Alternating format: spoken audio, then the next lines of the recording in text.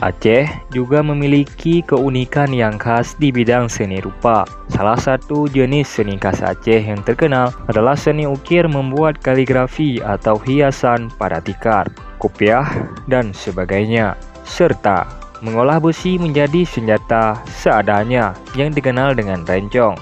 Apa nama kesenian dari Aceh? Salah satu kesenian yang cukup terkenal dari Aceh adalah tari saman. Selain tari saman, masih banyak tari tradisional Aceh lainnya. Alat musik apa yang berasal dari Aceh? Serunai kali merupakan instrumen tradisional Aceh yang telah lama berkembang dan dihayati oleh masyarakat Aceh. Musik ini populer di daerah Pidi, Aceh Utara, Aceh Besar, dan Aceh Barat. Apa nama topi adat Aceh? Kopiah Megetup merupakan ikon Kabupaten Aceh Barat. Topi tradisional adat Aceh ini biasanya digunakan sebagai pelengkap pakaian adat yang dikenakan kaum pria. Apa itu songket Aceh?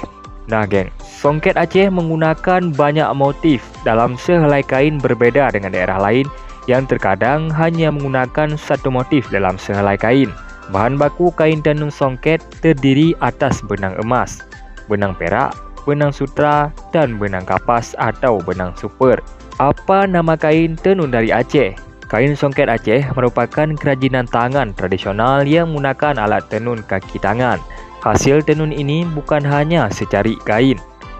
Di dalamnya melekat nilai-nilai budaya leluhur yang hidup dalam masyarakat Aceh.